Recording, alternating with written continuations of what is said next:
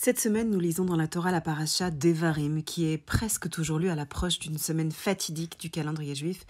la semaine de Tisha B'Av.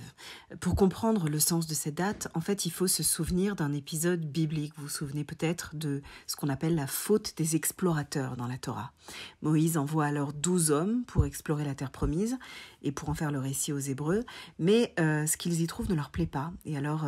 découragés, 10 d'entre eux, tous sauf Josué et Caleb, vont par leur récit démoraliser un peuple tout entier dans le désert. Cet épisode en fait est considéré par nos sages comme une faute extrêmement sévère de nos ancêtres, et cette faute aurait eu lieu à une date bien précise. Selon les rabbins, le récit des explorateurs s'est tenu le 9e jour du mois de Av, la date donc de Tisha B'Av, qui jouit d'une grande notoriété puisque c'est la date d'un jeûne central de l'année juive, une date de deuil collectif. C'est en fait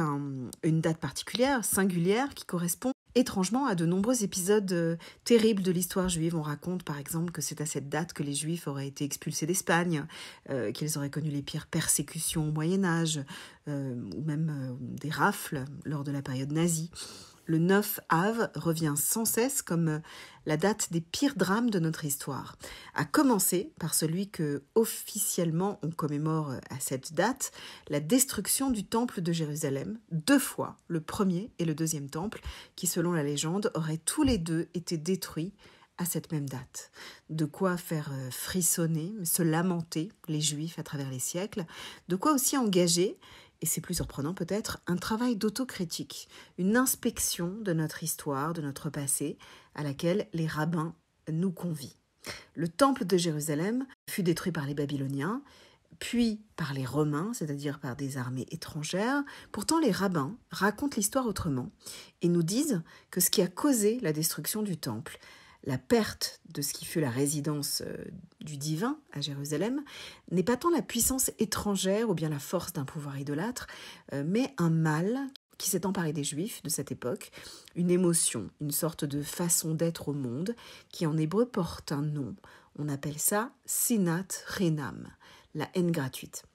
On dit que le temple fut détruit parce que les Juifs se complaisaient alors à se détester mutuellement, à mépriser les uns les autres, et ils ont cessé de se respecter en leur sein, de respecter la divergence des points de vue, des sensibilités, jusqu'à en arriver à haïr leurs voisins et à causer ainsi la perte de Jérusalem. Et alors les rabbins vont aller jusqu'à s'accuser eux-mêmes de la destruction du temple. Alors bien sûr, ils ne cherchent pas à trouver un coupable extérieur qui les exonérerait de leur responsabilité, mais ils reconnaissent que les Juifs ont quelque chose à voir avec la catastrophe. Entendons-nous bien, ça ne signifie pas que les malheurs du peuple juif à travers l'histoire leur sont imputables, mais plutôt que les rabbins considèrent que toute expérience exige en fait un moment d'examen de conscience. C'est pourquoi cette histoire n'est pas un passé dépassé, et ça explique pourquoi on la raconte encore. Quelque chose de cette légende continue de nous hanter. Et chaque année, on continue à en parler, à pleurer à la date fatidique de Tisha B'Av, 9e jour du mois de Av. Rarement dans ma vie, j'ai senti autant que cette semaine, en lisant les nouvelles et en écoutant le récit de l'actualité venant d'Israël, l'actualité de cette question, au moment où la société israélienne se déchire, où certains parlent d'une menace de guerre civile, de tensions internes inégalées, au moment où la violence interne dans le pays est très forte, au moment aussi où cette semaine, un militant du Likoud, heureusement exclu du parti depuis, a souhaité une Shoah à ceux qui manifestent un peu partout dans le pays contre la réforme judiciaire voulue par le gouvernement. Comme beaucoup, je n'ai pas pu m'empêcher d'entendre ce mot résonner dans ma tête, ce mot de Sinat Chinam, qui résonne comme une mise en garde de notre histoire, comme si quelque chose en nous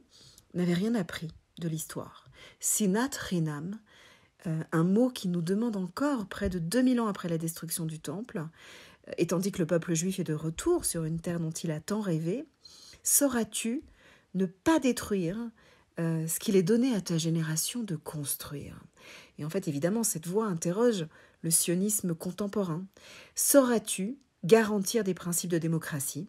de justice, de libéralisme, sauras-tu être pleinement fidèle au projet juif, démocratique et humaniste qui fut l'idéal des pionniers d'Israël, des premiers explorateurs, d'une certaine manière, des pères d'une nation qui ont rêvé de ce pays moderne et qui en ont posé les premières pierres.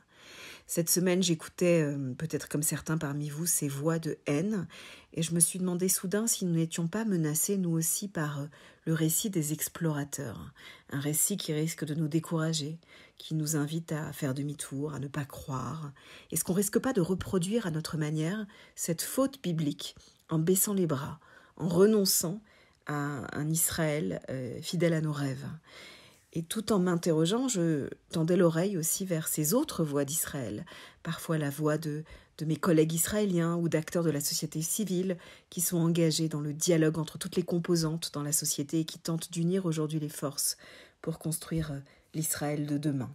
Et je me suis dit que peut-être plus que jamais, nous devions offrir à ces voix un relais et renforcer un dialogue puissant et les soutenir. En fait, ces voix nous disent et nous rappellent qu'Israël est plus grand qu'un seul de ses visages, qu'Israël est plus grand qu'un seul gouvernement, plus grand qu'un seul rabbinat ou qu'un seul projet politique ou religieux,